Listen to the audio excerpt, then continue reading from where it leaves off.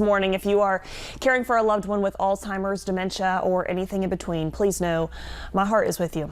I cannot imagine the challenges that you and your family face, especially during the cold months when everything just can feel a little harder, right? So at TVL, we are committed to offering support in any way that we can, and joining us now on that mission is Jennifer Reeder from the Alzheimer's Foundation of America. Jennifer, thank you for coming on and highlighting such an important topic for us. I want to first start by bringing up Alzheimer's versus dementia, right? The two are often kind of used interchangeably, but they are distinct. What differences can you point out that are important to note?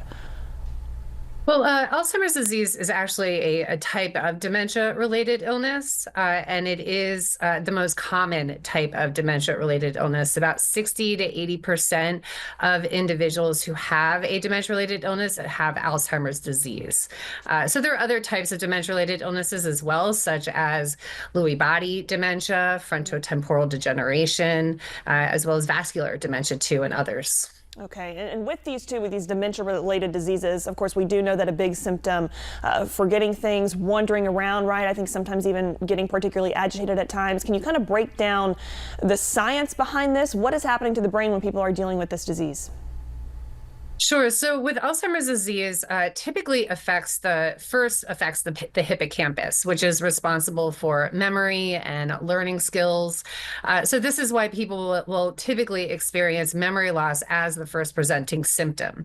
But as the disease progresses, people will also experience disorientation and confusion. It may be more difficult to complete familiar tasks. It can also affect a person's mood and behavior as well. Someone who always loved being a part of the social gatherings, let's say, it starts to get more overwhelming for them because the disease is affecting our five senses too. Yeah, it's just absolutely heartbreaking to watch someone experience this. You also say, though, it's a really timely topic even now because weather a big role in this. How is that the case? So, I think all older adults, for any of us who get older, as we all are, age, it's going to affect our compensatory mechanisms. So, for any older adult, the cold is going to affect the person because the body has more difficult time to be able to regulate the body temperature. Certain medications are going to interfere with that as well. And then the disease itself makes it more difficult to be able to sense when the person is getting too cold. So if they go outside, they may not be able to sense that they need a coat, or if they're experiencing hypothermia. And certainly if they're wandering around during that time, it can be even all the more scary. So Jennifer, with that, let's talk safety, right? Is it a matter of just simply keeping an eye on our loved ones, or are there other things that we can do to protect them during this time? I think it's always really important that we are proactive. So we want to think about ways that the person can still get that stimulation throughout the day. Because I think a lot of the times when we think about wandering, we think about controlling the behavior, but we have to remember that the person is getting benefits out of walking around. So we want to be able to create movement while addressing the risks that are associated with wandering. So we want to make sure that there are alarms or locks on the door. And this isn't to detain the person. This is more about just making sure that if they try to leave, that the family caregiver or family member is alerted that they're attempting to leave.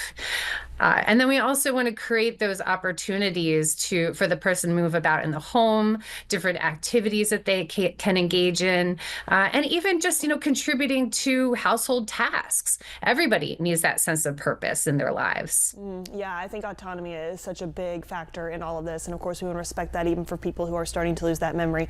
Jennifer, thank you so much for coming on. Again, we want to stress that you are with the Alzheimer Foundation of America. Any additional resources? I think there's a helpline that people might be able to contact right in time of need. Where can you direct us? Yes. So we always recommend that people call our helpline that is staffed by all licensed social workers, thoroughly trained in dementia care. So please reach out. We can help you with resources as well as different ideas if you're thinking about activities that you want to do with your loved one in the home. Wonderful. Jennifer, my friend, thank you again so much, not just for coming on, but for the work that you do. We're really grateful and know that you're impacting a lot of lives. So thank you. Appreciate it. Thank you so much.